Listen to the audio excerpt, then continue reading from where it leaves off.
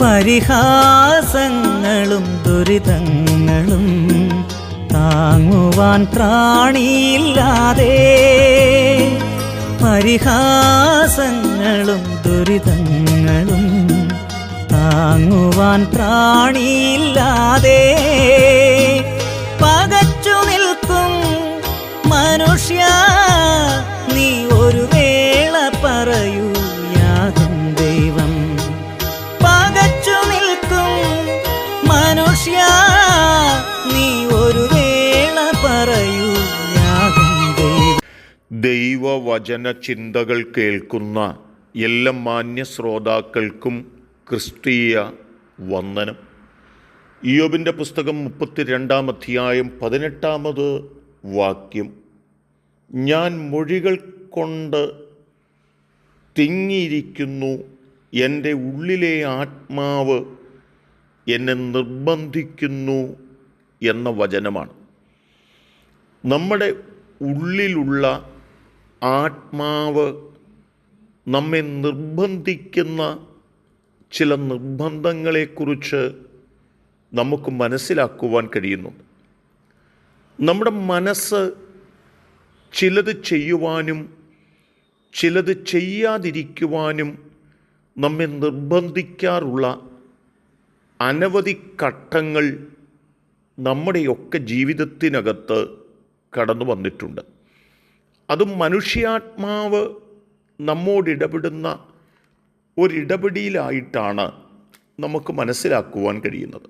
എന്നാൽ ചില പ്രത്യേക സാഹചര്യങ്ങളിൽ മനുഷ്യാത്മാവ് നമ്മോട് സംസാരിക്കുമ്പോഴും ആ മനുഷ്യാത്മാവിനോടൊപ്പം ദൈവാത്മാവിൻ്റെ സാന്നിധ്യം കൂടെ ഉണ്ടാകുമ്പോൾ അത് പരിശുദ്ധാത്മാവിൻ്റെ ഒരാലോചനയായി സംഭവിക്കപ്പെടുന്നു എന്ന് നാം തിരിച്ചറിയേണ്ടതുണ്ട്. അപ്പോസ്തല പ്രവൃത്തികളുടെ പുസ്തകം 16-ാം അധ്യായത്തിൻ്റെ 6-ാമത് വാക്യത്തിൽ വരുമ്പോൾ പൗലോസ് ശക്തമായി കർത്താവിന് വേണ്ടി പ്രയോജനപ്പെട്ടുകൊണ്ടിരിക്കുന്നു എങ്കിലും ആസിയിലേക്ക് കടന്നു വന്നിരിക്കുന്ന പൗലോസിൻ്റെ ഹൃദയത്തിൻ്റെ അകത്ത് അവിടെ ദൈവത്തിൻ്റെ വചനം പ്രസംഗിക്കരുതെന്ന് പരിശുദ്ധാത്മാവ് തന്നെ വിലക്കുവാനിടയായിത്തീർന്നു എന്നുള്ളതാണ്. ഇവിടെ ദൈവത്തിൻ്റെ വചനം സംസാരിക്കേണ്ട, ഇവിടെ ആ കാര്യത്തിൽ ഞാൻ ഇടപെടേണ്ടതില്ല, ഈ വിഷയം ഞാൻ കൈകാര്യം ചെയ്യേണ്ടതല്ല എന്നൊക്കെ ചില സാഹചര്യങ്ങളിൽ നമ്മുടെ ഹൃദയം സംസാരിക്കുമ്പോൾ അത് ദൈവാത്മാവിൻ്റെ സമീപനവും സാന്നിധ്യവും കൊണ്ട് ഉണ്ടാകുന്ന ചിന്തകളെങ്കിൽ അതിനെ നാം പൂർണ്ണമായി അംഗീകരിക്കുകയും അവിടെ നാം പ്രസംഗിക്കാതെ ആ വിഷയത്തിൽ നാം ഇടപെടാതെ ദൈവത്തിൻ്റെ ആത്മാവിൻ്റെ നിയോഗത്തിനനുസരിച്ച് നാം മുൻപോട്ട് പോവുകയുമാണ് ചെയ്യേണ്ടത് എന്നീ വചനം നമ്മെ ഓർപ്പിക്കുന്നുണ്ട്.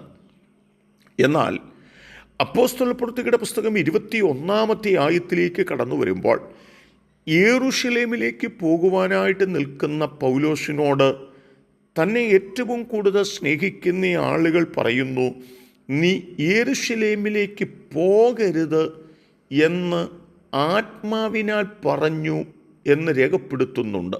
എന്നാൽ ആ വാക്കുകൾ മാനുഷിക വാക്കുകളാണെന്നും മനുഷ്യാത്മാവിൽ തോന്നിയതാണെന്നും മനസ്സിലാക്കിയ പൗലോസ് കൃത്യമായി പറയുന്നത്, നിങ്ങൾ കരഞ്ഞ് പറഞ്ഞ് എൻ്റെ ഹൃദയം ഇങ്ങനെ തകർക്കുന്നത് എന്താണ്? കർത്താവായ യേശുവിൻ്റെ നാമത്തിനു വേണ്ടി ബന്ധിക്കപ്പെടുവാൻ മാത്രമല്ല യെരൂശലേമിൽ മരിപ്പാനും ഞാൻ ഒരുങ്ങിയിരിക്കുന്നു എന്ന് പൗലോസ് പറയുന്ന വാക്കുകൾ നമുക്ക് കാണുവാൻ സാധിക്കുന്നുണ്ട് ആ ദൈവവചന ഭാഗത്ത്. പ്രിയപ്പെട്ടവരെ, ഞാൻ എന്താണ് സൂചിപ്പിക്കുന്നതെന്ന് ചോദിച്ചാൽ, നാം കേൾക്കുന്നതും നമ്മുടെ മനസ്സ് പറയുന്നതും മനുഷ്യാത്മാവിലാകാം. ആ മനുഷ്യാത്മാവിൻ്റെ വാക്കിൽ ദൈവാത്മാവിൻ്റെ നിയോഗവും ഉണ്ടാകാം.